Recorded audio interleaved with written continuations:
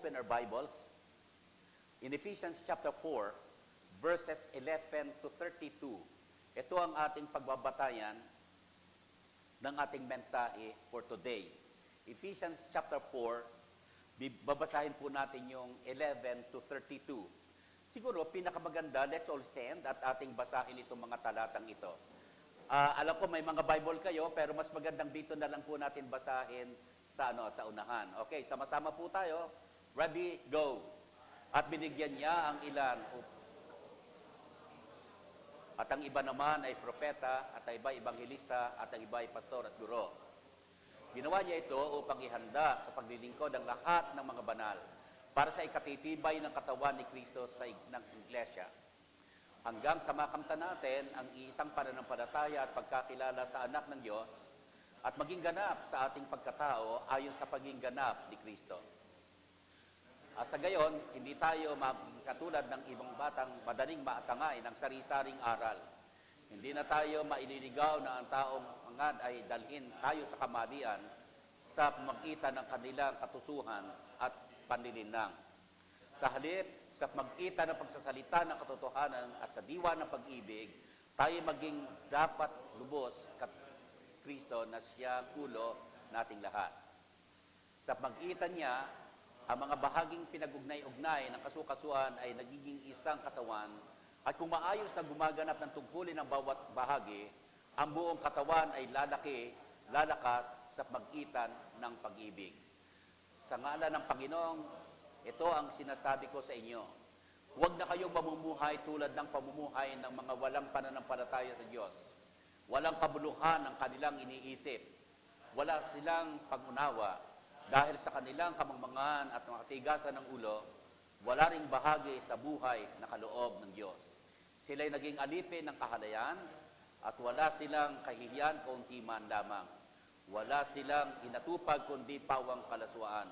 Hindi ganyan ang natutuhan ninyo tungkol kay Kristo.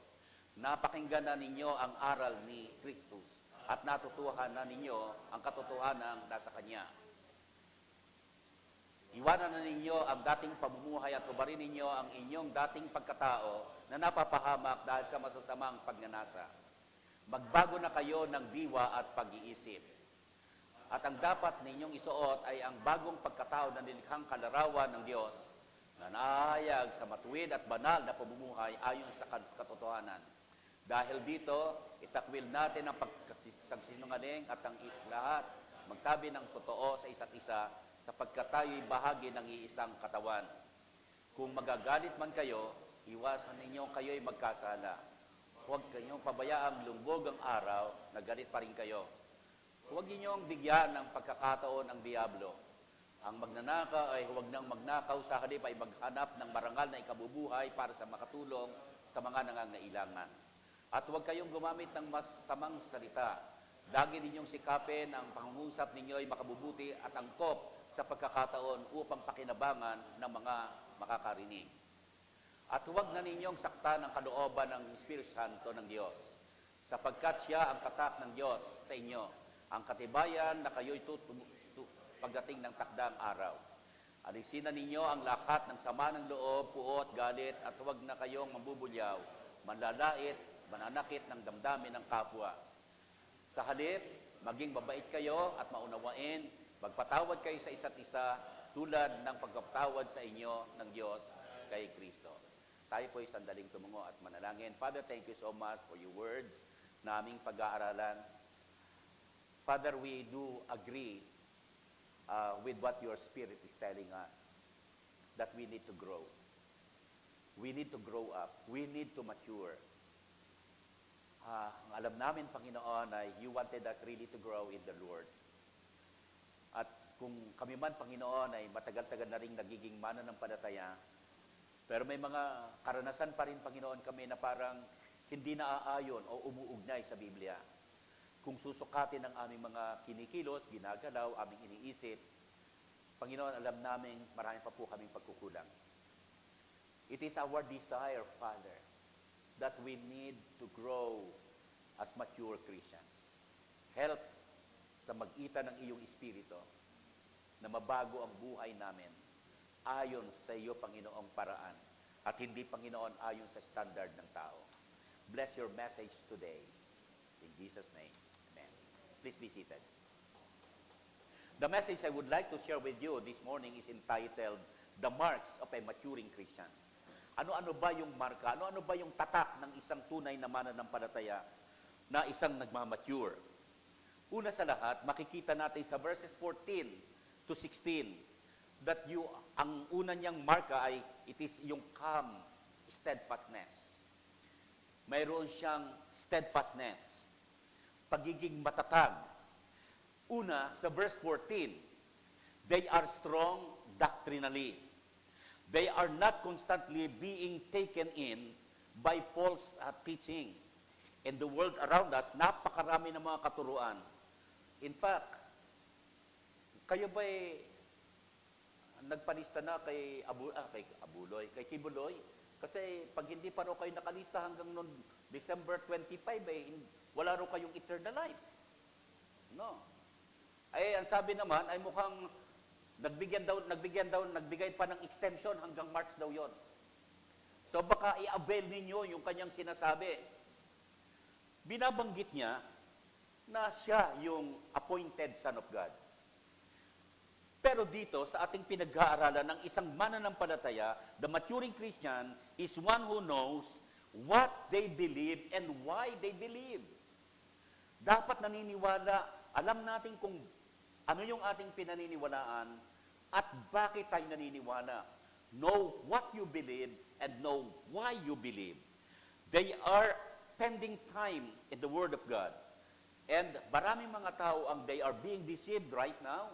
At sabagay, sinabi naman ng banal na kasulatan, they are deceived by the lies, the tricks, and the traps of the enemy.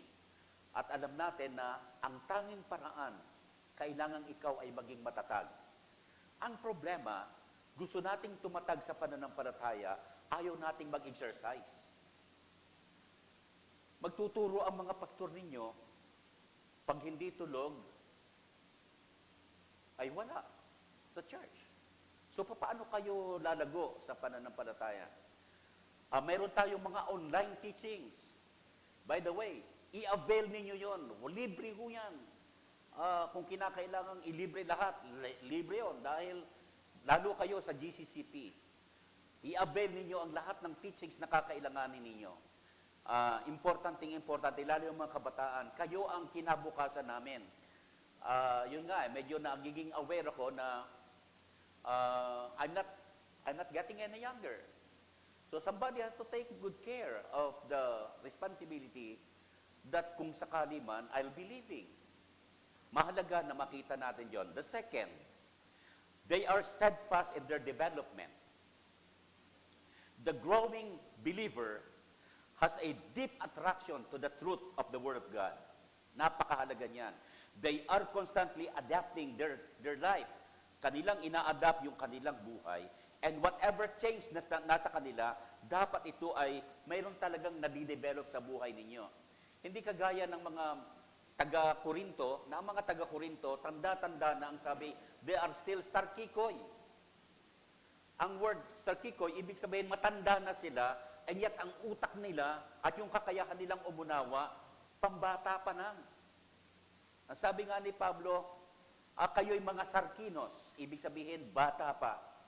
Pero hanggang ngayon, matanda na kayo, sarkikoy kayo.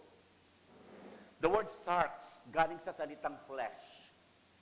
Ibig sabihin, ang isang Kristiyano, kaya siya nagiging, ang tawag dito, parang, tawag namin ay spiritual bonding. Kaya sila spiritual bonding, sila ay pinangungunahan ng kanilang flesh. Kaya ang tawag natin doon ay fleshly. So, we must be having a steadfast development. And ang sabi nga ng Biblia, ang problema doon is the lack of obedience to the Word of God. They may have heard or have been hearing the Word of God. The problem is, kagaya nung sinasabi na 2 taong nagtayo ng kanilang bahay, sa chapter 7 of the book of Matthew, nagtayo sila ng kanilang bahay, at yung isa ay nagtayo na ang sabi sa ibabaw ng bato, at yung isa naman ay buhanginan. Ang kaibahan ng dalawa, pareho sila nakinig. Yung isa ay nagsagawa, yung isa naman ay hindi. Ang inihalin tulad doon ay buhanginan. Napaka-loosen, napakadali.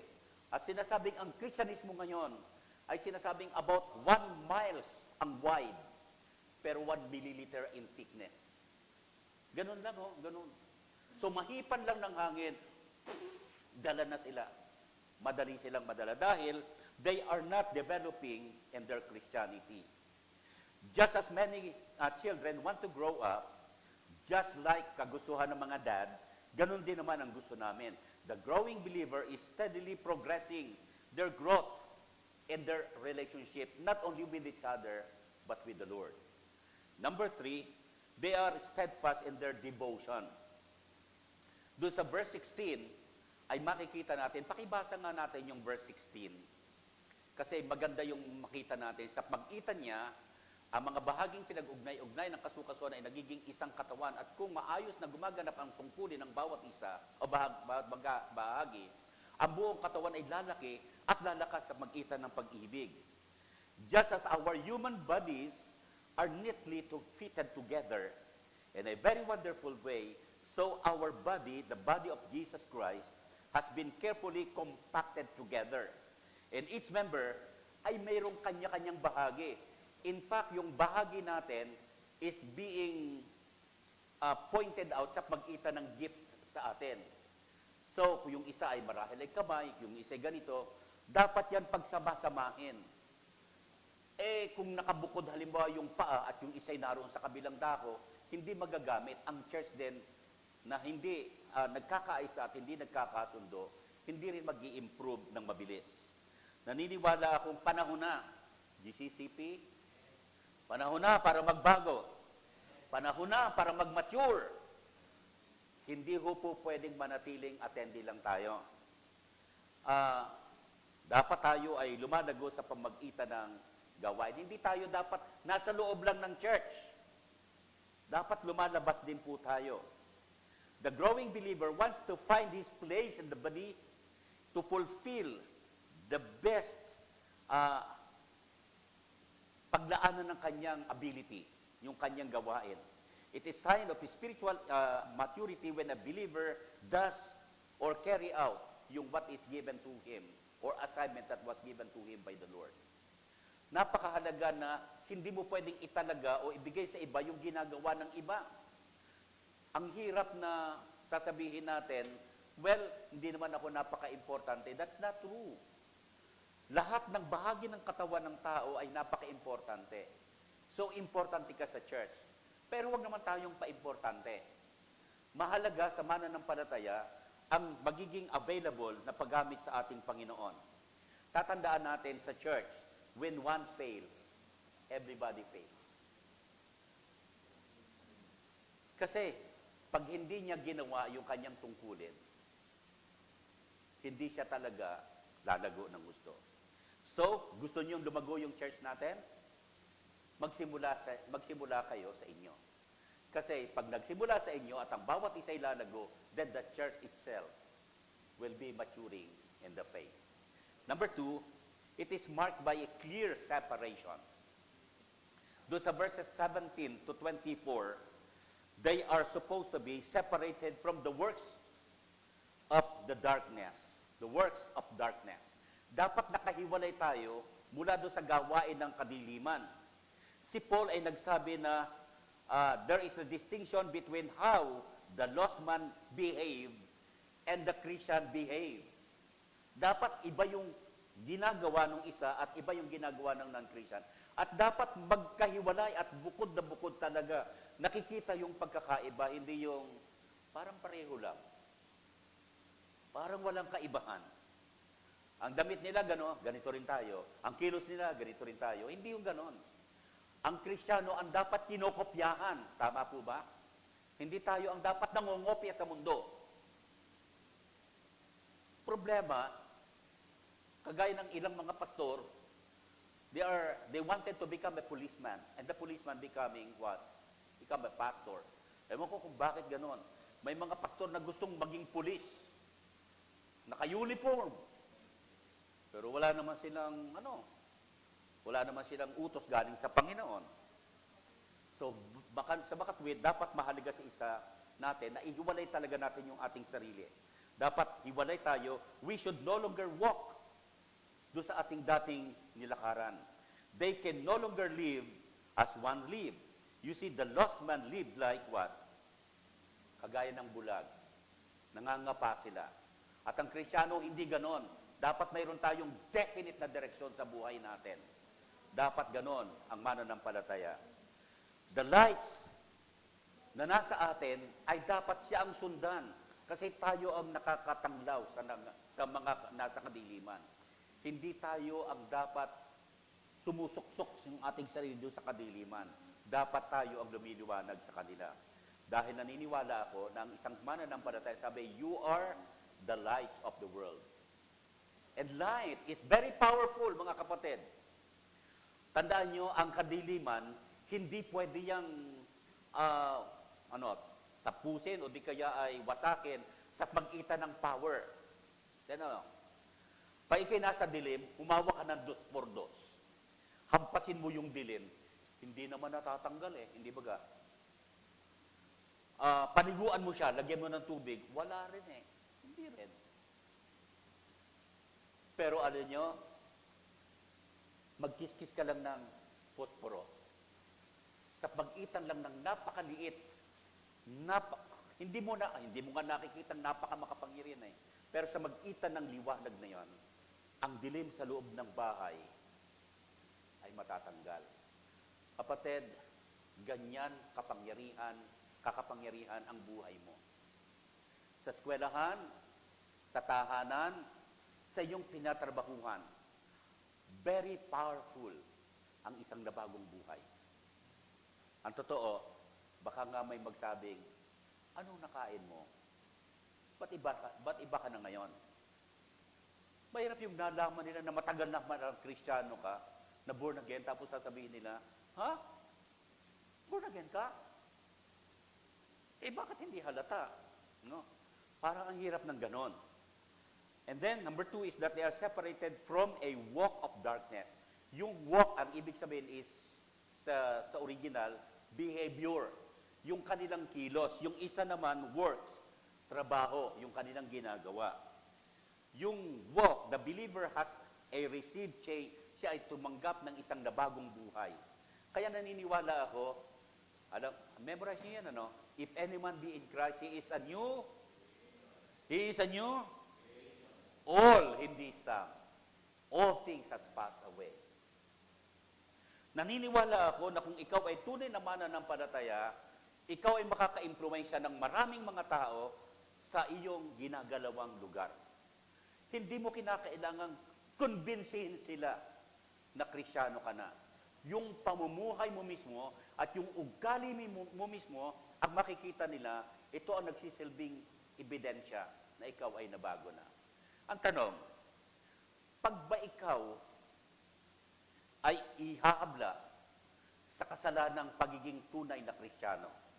Ang tanong, makakuha kaya sila ng sapat na ebidensya para makonvict ka, itong taong ito ay Kristiyano? Meron daw pong isang kapatiran sa isang lugar somewhere yata I think somewhere in South America. Nagkaroon sila ng matagal na pananalangin. Maya-maya later on, malapit sa kanilang church, ay nagkaroon ng decision yung isang mayamang nakatira doon na magpatayo ng isang clubhouse. Yung parang yung club para mismo sa mga mababa ang lipad na babae, ganon. Parang mga prosti. Andito yung church, andyan yung kanya ipinatatayo. Sabi, tuloy-tuloy. Pero yung mga mananampalataya, nananalangin. Lord, hindi namin papayagang magkaroon dito kasi mai-impluwensyahan yung aming community by that. Pray ng pray sila. Gabi-gabi, halos nananalangin sila. Natapos yung kanilang building. Yung iba, tinatamad nang mag-pray. Pero mayroong 10 na natiling magkakahawak yung kanilang kamay. Naniniwala silang may gagawin ng Panginoon. Natapos yung building.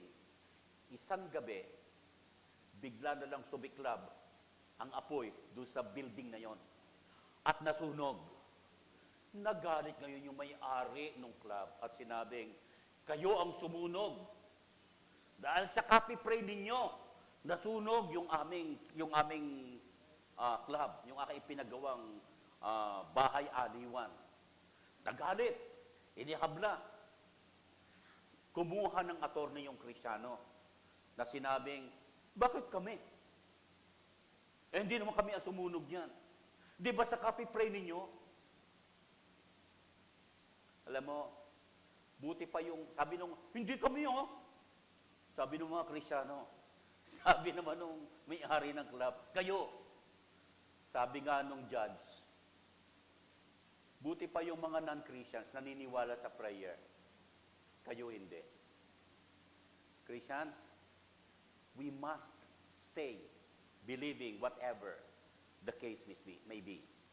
Pangtatlo, it is marked by Christ-like standard.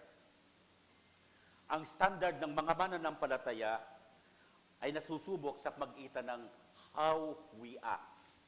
Doon sa verse 28, basahin nga natin yung verse 28. Tingnan nga natin kung paano kumilos ang Kristiyano. Huwag na kayong, sama-sama po, go. Huwag na kayong gumamit ng masasamang salita. Lagi ninyong sikapin na ang pangungusap ninyo'y makabubuti at angkop sa pagkakataon upang pakinabangan. That's how we act. Alam niyo, isa sa pinakamalaking problema ng mga mananampalataya, sinasabing, Kristiyano yung puso, pero yung kanilang nguso, hindi. Kasi nagmumura pa din. Nagsasalita pa rin ng hindi tama.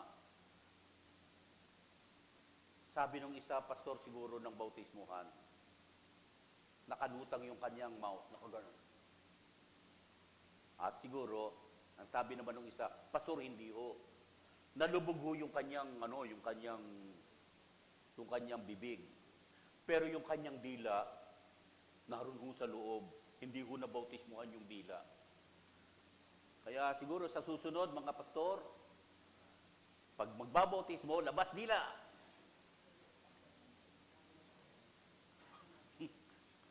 Okay lang ha? Labas! Diba? Kasi maraming Kristiyano pa rin ang kung makapagsalita pagkamisan parang hindi Kristiyano. At parang tagamundo pa rin. Instead of taking what belongs to another to satisfy their personal lust, the believer has challenged to go to work. Yun po ang sinasabi ng Biblia. Ang pangalawa, how to react. Papaano tayo nagre-react? Yung pong verses na 26, 27, 32 at saka 31 ay makikita natin kung ano yon. Puntahan nga muna natin yung 26 and 27 para makita natin kung papaano mag-react. Ang sabi, kung magagalit kayo, sabay-sabay po, go. Kung magagalit man kayo, iwasan ninyong kayo magkasala. At huwag ninyong hayaang lumubog ang araw, nagalit pa rin kayo. 27, huwag ninyong bigyan ng pagkakataon ang Diablo. Go to 31, please. Ang sabi doon ay ganito sa 31, alisin rin nyo ang lahat ng sama ng loob, puot at galit, at huwag na kayong mambubunyaw, malalait at mananakit ng damdamin ng kapwa. 32, sa halip, maging mabait kayo, maawain, mapagpatawad kayo sa isa't isa, tulad ng pagpatawad sa inyo ng Diyos dahil kay Kristo. Kapatid, this is how we should react. Parang kung kumilos pa rin tayo at mag-react sa mga pangyayari, parang hindi tayo Kristiyano. Teka, sino po rito ang magagalit pag nabangga ng bulag?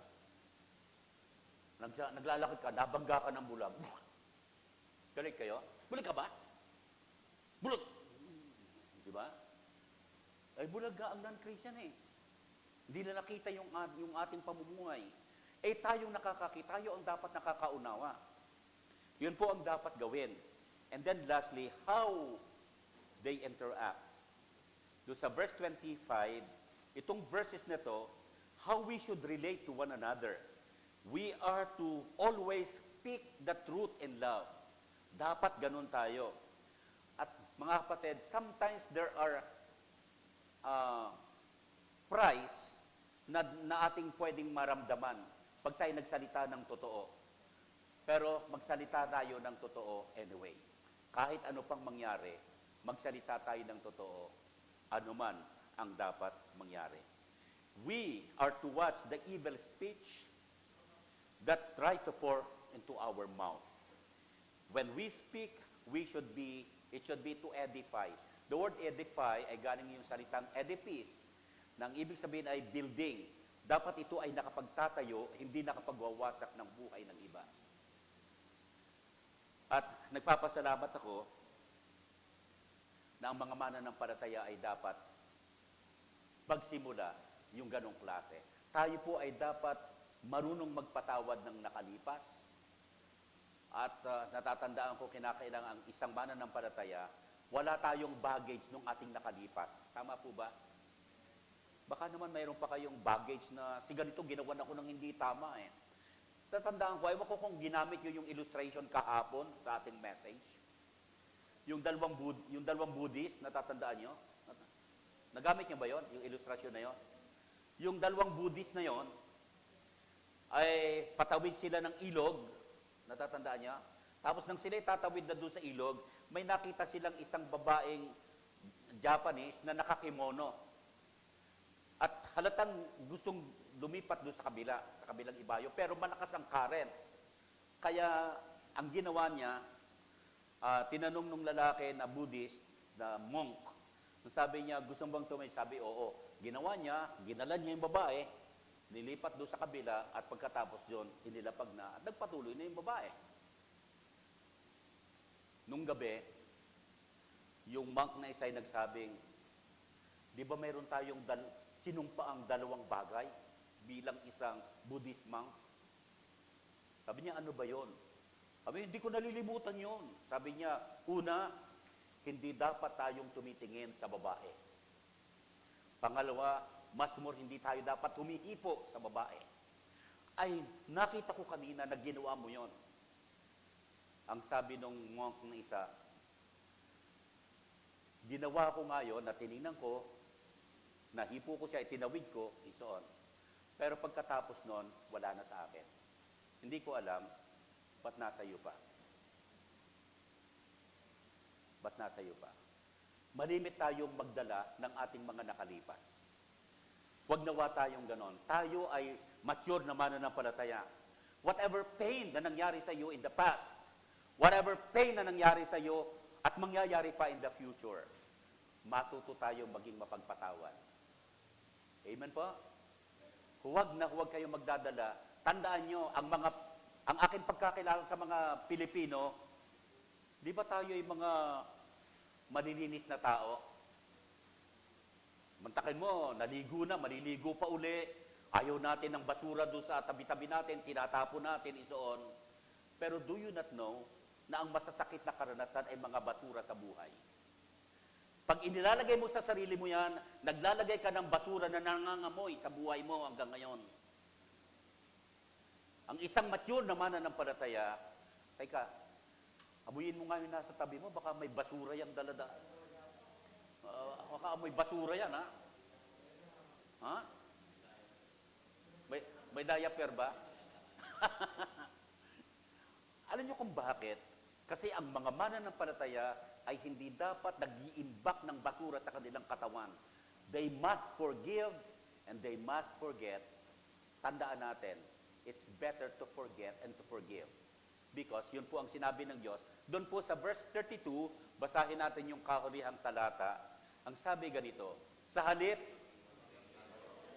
pero pag binabasa yan, titingin kayo doon sa inyong katabi. Sa halip, maging mabait kayo at maawain, magpatawad kayo sa isa't isa, tulad ng pagpapatawad sa inyo ng Diyos, dahil kay Kristo. At siguro, mas mabuting isigaw mo sa Kanya, dahil kay, yan, ganun. Kuha natin. Yan ang mature na mananampalataya. I'll be concluding the message this morning by giving you 3 very important conclusions. Number 1, learn how to submit to God's ordained church leaders. Bakit? Doon po kasi sa verses, balikan nga natin yun bro, Doon po kasi sa verses 12 and the following ay may ganitong sinasabi. Balikan natin yung text natin. Ginawa niya ito upang ihanda sa paglilingkod ang mga banal para sa ikatitibay ng katawan ni Kristo ang iglesia. Diretso, hanggang sa makamta natin ng isang pananampalataya sa pagkakilala sa anak ng Diyos at maging ganap ang ating pagkatao sa pagiging ganap ni Kristo. Ano pong ibig sabihin nito bilang mananampalataya? Yung po palang mga apostol, mga propeta, mga ebanghelista, pastor guro, yun po pala ibinigay ng Diyos sa iglesia upang kayo'y akayin at maituro ang tamang katuruan hanggang sa kayo'y mag-mature. Sila ang tagapagpakain sa inyo. Sila ang nagbibigay ng diet para sa inyong pagkain. But some are dying rather than dieting. Bakit? They do not eat what was provided you by the leaders that God has given you. Mula ngayon, ako'y naniniwala na dapat ang isang mananampalataya ay marunong makinig sa God's ordained church leaders. Kaya po ba natin gawin yon? Pangalawa, look for God's help to mature in Christ. Tatandaan natin, it is one thing na makinig sa pastor at makinig sa kanyang turo, and it is another thing to be changed. Change cannot and will never be done by any leader. Ito ay magagawa mo lang sa pagtulungan mo sa pagitan ng Espiritu Santo. Hindi ka pwedeng mabago hanggat hindi ka nakikipag-cooperate sa Holy Spirit. The Holy Spirit may point yung mga bagay na mga problema sa buhay mo. And if you can do that, look for God's help, then you will be changed. Tandaan nyo, learning cannot take place unless there is change. Kahulihan, live according to God's prescribed diet and decorum. Dalawang letter D. Yung pagkain ng kaluluwa mo at yung iyong pamumuhay, dapat yan ay nag-a-agree. Dapat po yan ay magkapareho ng direksyon. Christians, are we maturing in Christ? God wants you to mature in Christ. Hindi gusto ng Panginoon na habang tumatanda, tanungin mo, kumusta ka bro? Kumusta ka kapatid? Eto, mabuti, gaya ng dati. Anong mabuti ron? Ay kagaya ka pa rin pala ng dati. So, dapat mabuti kaysa sa dati. Are you maturing in Christ? Yes. Dapat ang marks of maturing Christians ay makita sa atin. It's our decision. Tandaan natin, to be changed or not to be changed is a decision to make. Meron bang ipinopoint out si Lord sa atin na mga dapat baguhin? Let us pray. Praise to God. Aming panalangin, dakilang Panginoon, naluway ang aming napag-aralang katuruan ay mailapat namin sa aming sari-sariling buhay. Pagpalain po ang iyong mga anak at tulungan mo, Panginoon, na yung aming pinag-aaralan ay mailagay namin sa aming buhay. Tulungan mong sa magitan ng iyong Espiritu ay mag-mature kami ayon sa pag-akay ng iyong Espiritu sa amin. Salamat sa iyong pagpapala.